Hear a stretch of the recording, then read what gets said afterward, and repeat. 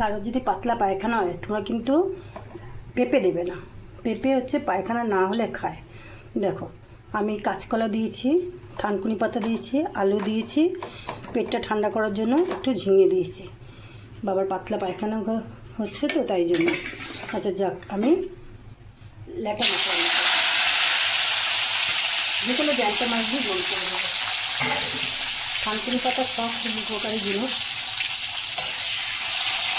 সকালবেলা যদি তোমরা কাঁচা একটু লবণ দিয়ে খেতে পারো তাহলে কিন্তু শরীরে খুব উপকার হয়।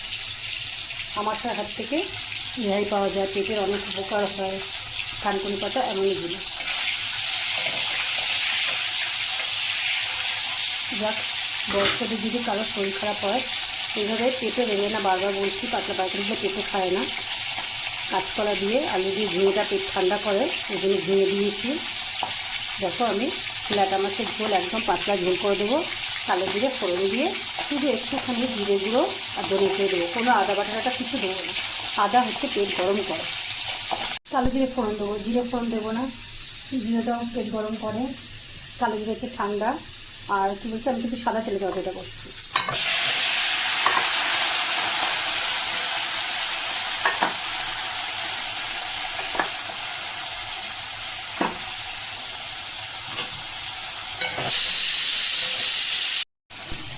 বেশি কষবো না, একটু জিরে ধনে গুঁড়ো দিয়ে দেবো অল্প করে।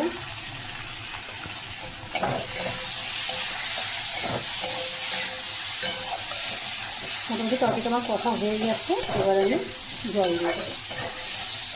বাবা একা খাবে তো এই জন্য আমি অল্প করে দেবো। খুবই উপকারী একটা তরকারি।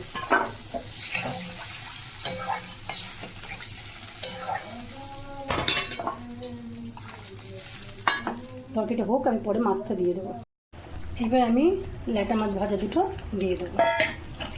শোল মাছের থেকে ল্যাটা মাছ হচ্ছে রুগীদের খুব ভালো খাবার।